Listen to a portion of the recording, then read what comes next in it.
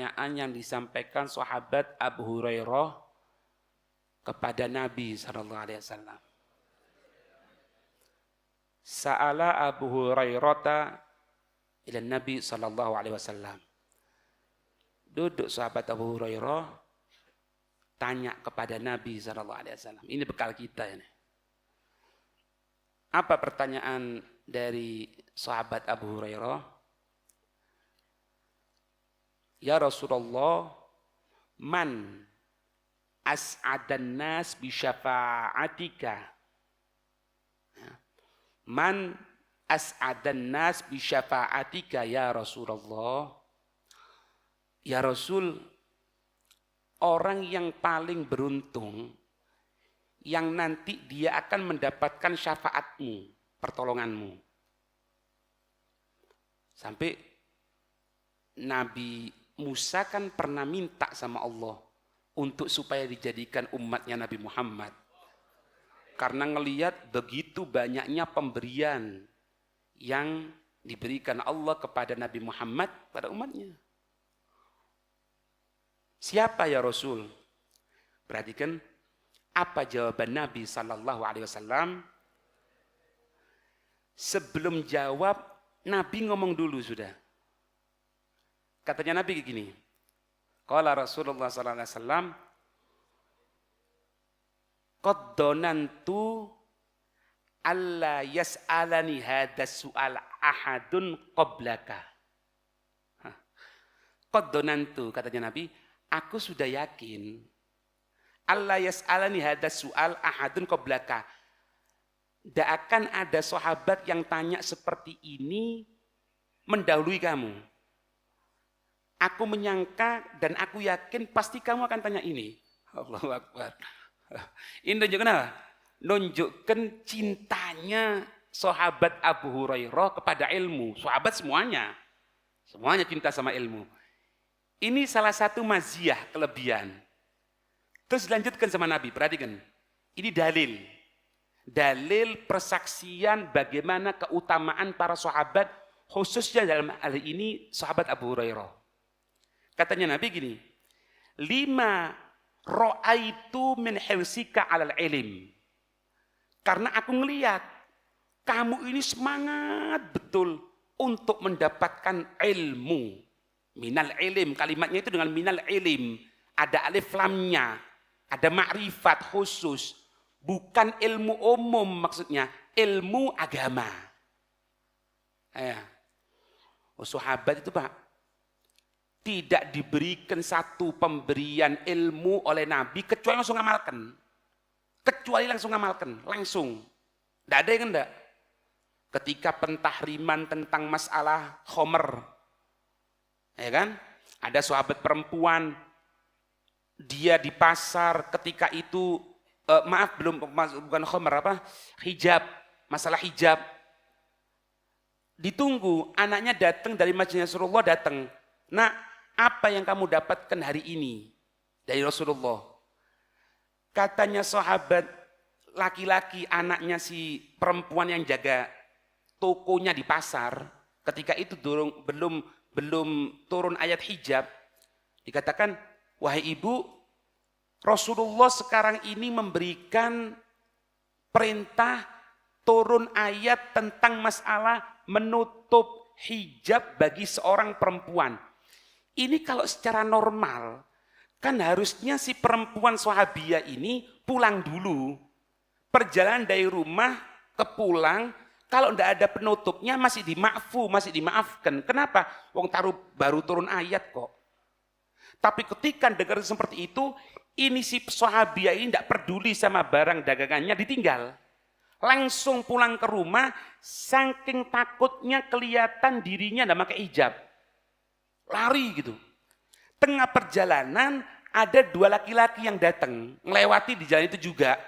Sebelum dia kelihatan, ini perempuan ini bersembunyi di satu rumput yang agak tinggi, yang besar, yang rumput itu penuh dengan duri. Sehingga apa? Berluka-luka, berdarah-darah ini si perempuan. Itu sahabat. Sifatnya sahabat baik laki-laki atau perempuan. Ini salah satu maziyahnya, kelebihannya sahabat Abu Hurairah dari keumuman keutamaan yang ada pada sahabat. Dilanjutkan oleh Nabi. As'adun nasi bi syafaati yaumal qiyamah. Katanya Nabi, as'adun nas. Orang yang paling beruntung katanya Nabi. Bi syafaati, untuk mendapatkan syafaatku.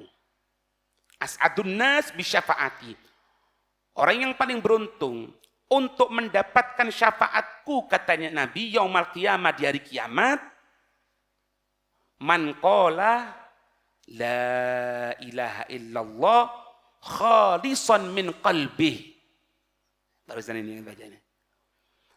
Katanya Nabi apa?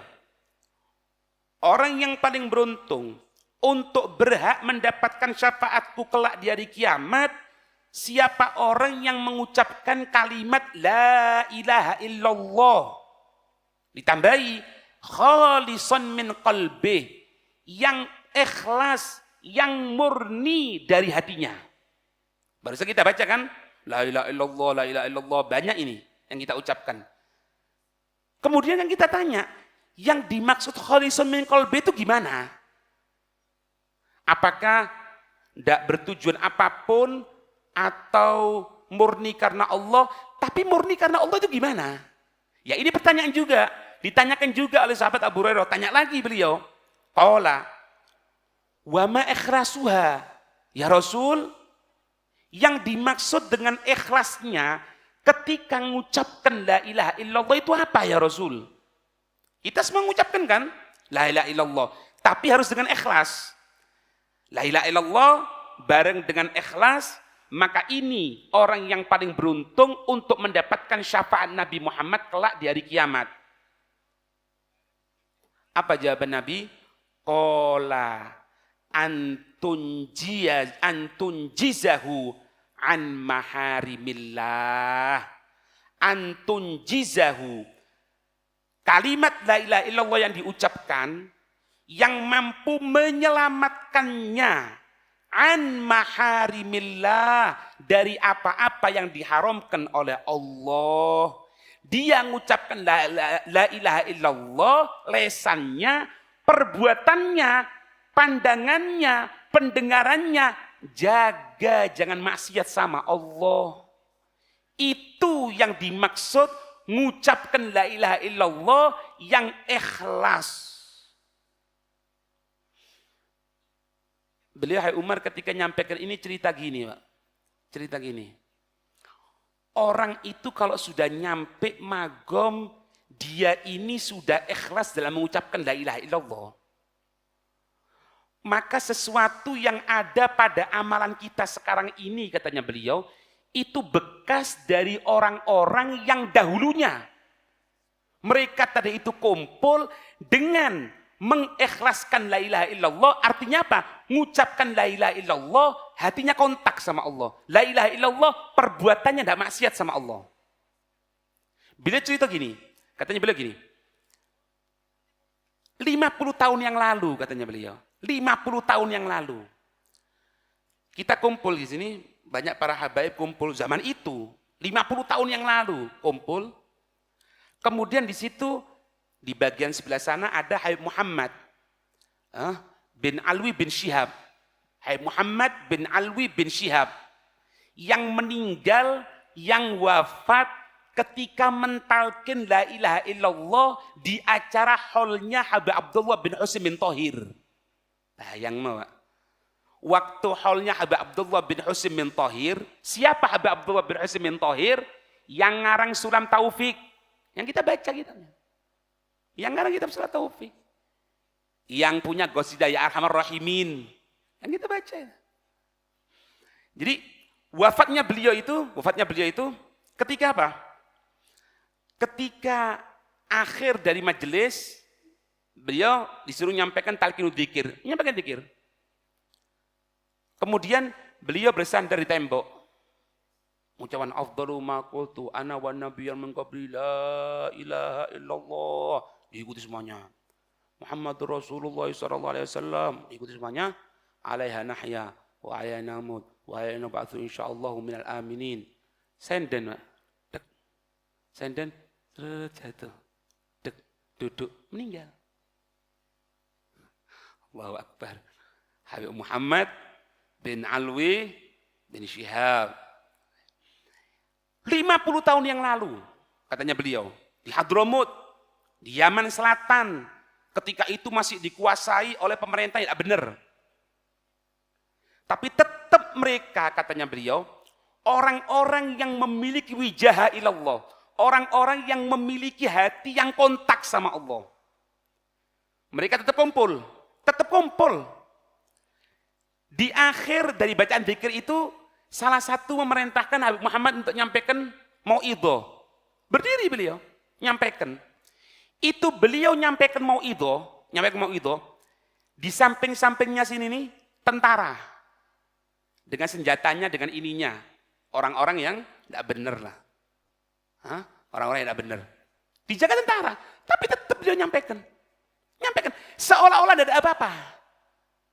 Seolah-olah aman. Seolah-olah tidak ada gangguan sama sekali. Padahal gimana Pak? Ini majelis kemudian diteri tentara gitu, apa terus? Kita orang kan bingung ini. Katanya beliau, berkatnya orang-orang seperti itu, sekarang katanya beliau, kita lihat, kita kumpul tanggal 9 Dzulhijjah ini katanya beliau, dengan majmu'ah yang banyak seperti ini. Karena apa? Karena mereka yang memiliki kalimat la ilaha illallah, yang jaga dari la ilaha illallah. Kebenaran apa katanya beliau? Hati-hati. Orang ngerasani orang menyalahi la ilaha illallah. Orang mencaci maki orang menyalahi la ilaha illallah. Orang jelek-jelekkan orang mengalahkan, menjatuhkan kalimat la ilaha illallah. Katanya beliau, sampai-sampai beberapa tahun yang lalu, itu jangankan perkumpulan laki-laki ini, Pak. Perkumpulan perempuan, kalau salah satu ada yang mulai ngomong misalnya, Fulan bin Fulan kok gini, diam katanya. Sampaikan kalimat yang lain, jangan mengucapkan kalimat yang itu kalimat tidak benar, itu riba, itu ngerasani orang, itu tidak benar. Berikan kalimat yang lain yang manfaat, atau kalau enggak, diem. Itu katanya beliau di pengajiannya perempuan. Jangankan lakinya, di perempuannya seperti itu. Bahkan di perkumpulan anak kecil, tidak ada yang ngerasani. Sehingga apa? Makmur. Ya kita jangan sampai Pak. Jangan sampai. Kita mengucapkan la ilaha illallah tapi ada perasaan suudzon. Lah, jangan. Mengucapkan la ilaha illallah, sudah kumpul baca la ilaha illallah, kemudian apa? Fulan kok gitu ya, Fulan kok gini ya, Fulan itu nyaci maki, ini. La haula wala quwwata illa billah. Enggak, jangan Pak. Ada satu hadis Nabi sallallahu alaihi wasallam. Apa katanya Nabi? Ini ingat ya, ingat. Kapan kita mulai buka ada caci maki di medsos, atau ada teman yang ngerasani atau nyaci maki, hati-hati, ini diingat. Hadis Nabi sallallahu alaihi wasallam. Apa sabda Nabi? Anna iblisa qad ya'isa ayyu'bada li ghairillahi min jibalil musallin. Sabda Nabi, sesungguhnya iblis ini sudah putus asa Pak. Ayyu'bada li ghairillah, untuk disembah selain Allah. Min jibalil musallin, untuk orang yang sholat ini dirubah nyembah patung, sulit. Iblis nggak bisa sudah. Orang yang ahli sholat, ya, ahli sholat sembahyang ini, diajak, ayo besok kesini, ayo nyembah Fulan bin Fulan, nyembah agamanya ini, lah, nggak mau. Ini iblis mau goda gitu sulit, nggak bisa. Iblis tuh Pak, yang nggak pernah tidur, yang nggak pernah ini pun sudah putus asa. Tapi ada celah di sini. Ingat, lanjutkan nih, dengarkan, hati-hati. fa iyat ma'a fi syai'i fa fit tahrish bainahum. Kalau iblis menginginkan, biarkan dia sholat, tidak apa-apa. Biarkan dia baca Quran, tidak apa-apa. Biarkan. Kalau perlu, biarkan dia baca kitab. Biarkan dia menyampaikan mau'idhah. Biarkan dia menyampaikan qaula Allah, qaula Rasul, biarkan. Tapi kalau iblis sudah menginginkan orang seperti ini, caranya gampang. Fa fit tahrishi bainahum. Maka iblis akan membuat orang tadi itu saling memusuhi dengan yang lain. Omongannya adu domba. Omongannya caci maki. Omongannya kejelekan orang lain. Omongannya tidak ada rahmatnya sama sekali kadang-kadang, na'udzubillah. Terus akbaru ta'amihi fit tahrish. Paling besar suguhannya iblis itu di dalam masalah ngadu domba.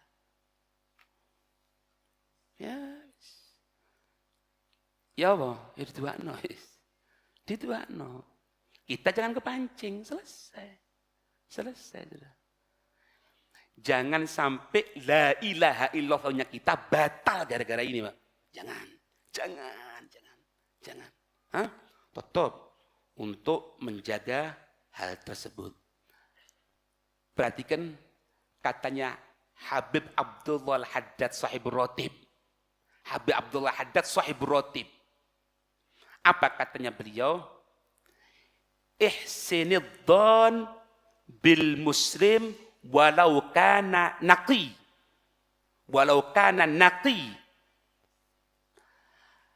Katanya beliau gini, ihsinidzan.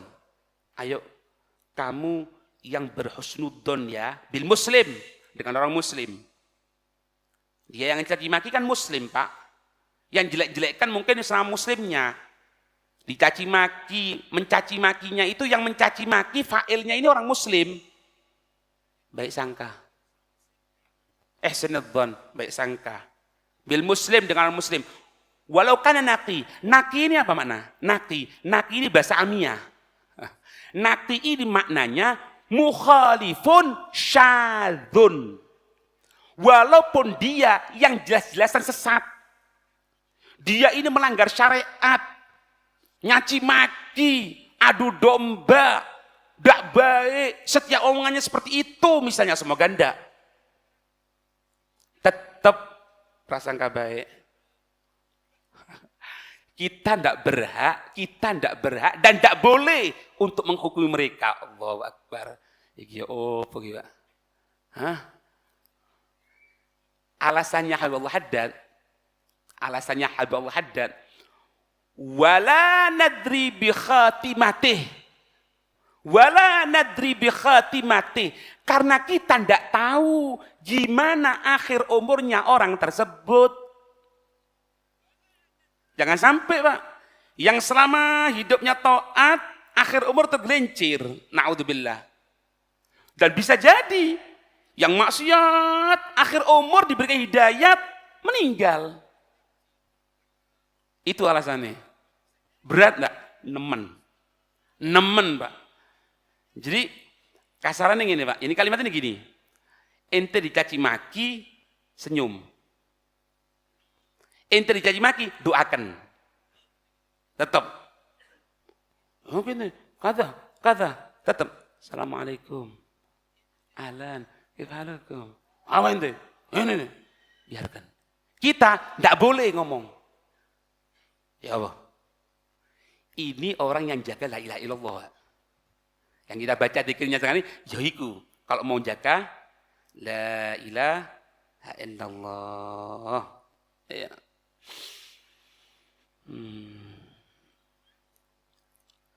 Ada satu hadis Nabi SAW.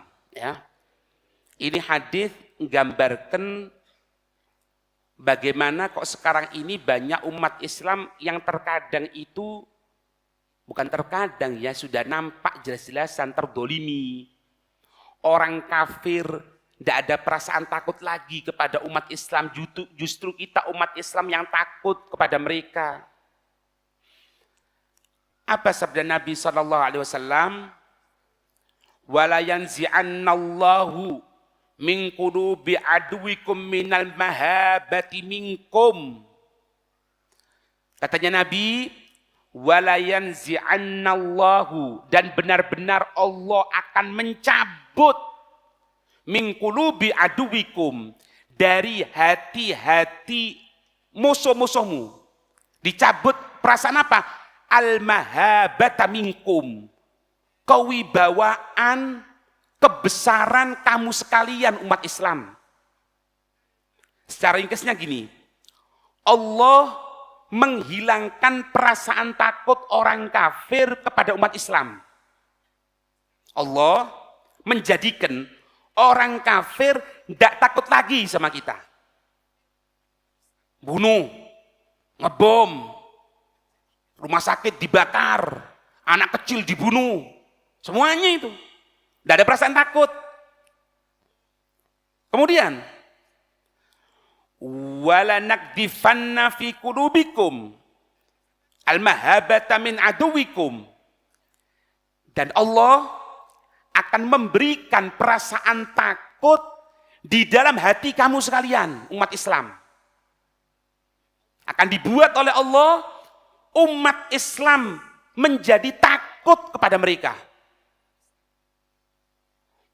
Itu punya senjata gini, itu punya tentara seperti ini, itu punya pasukan seperti ini, itu terus seperti itu. Padahal dulunya Masjidil Aqsa yang megang umat Islam. Masjidil Aqsa umat Islam yang megang. Umat Islam, Pak. Tidak ada umat Islam. Tapi dalam hadits ini, orang kafirnya tidak ada takut lagi sama kita orang. Padahal dalam satu hadits dikatakan apa? Kalau akan terjadi pertempuran, itu Allah menjadikan perasaan takut kepada orang kafir beberapa bulan sebelum terjadinya pertempuran. Sudah takut dulu. Tapi Allah akan menjadikan nanti perasaan takut itu dicabut. Tidak ada takutnya sama umat Islam. Dibalik sama Allah, umat Islam yang merasa takut dari mereka. Kita yang merasa takut. Dilanjutkan oleh Nabi SAW. Inda dalika,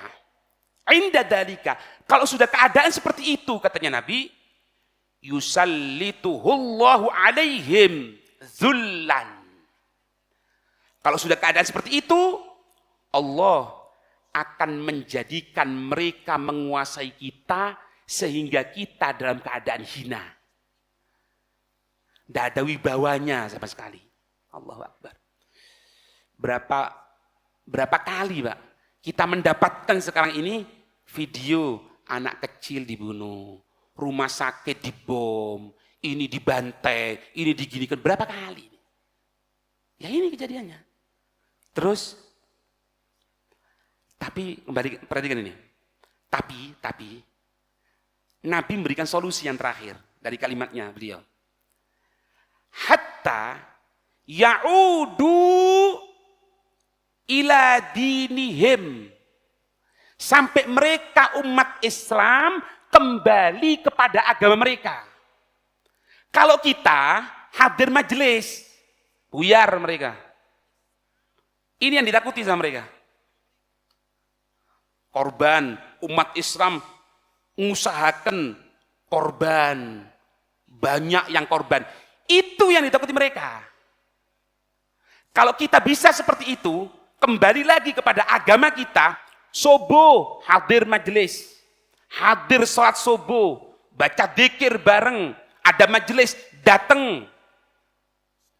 Tahun Islam, acara-acara Islam disemarakkan. Sekarang, nanti misalnya, nanti waktu untuk menghidupkan malam Idul Adha, malam Hari Raya, bangun umat Islam. Itu yang membuat kita menang. Bukan politik ini, politik itu. Bukan strategi ini, enggak. Itu yang membuat kita menang. Kalau kita mau kembali kepada agama kita, betul-betul megang lagi, wirid diambil kembali, dibaca kembali, Quran diambil, datang ke pengajian, mempelajari ilmunya Rasulullah, itu Itu katanya Nabi, as-sadiqul masduq, yang jujur, yang tidak pernah diragukan lagi, petuahnya Nabi, nasihatnya Nabi, yang akan mengembalikan kekuatan kita, Pak. Kita jadi orang yang tidak akan takut kecuali Allah dan Rasul. Dan mereka akan takut sama kita. Tapi kalau kita ikut-ikutan seperti mereka, jangan harapkan menang, Pak. Siapapun pemimpinnya, tidak akan menang. Tidak akan menang. Semoga dijaga oleh Allah, ya. Amin ya rabbal alamin.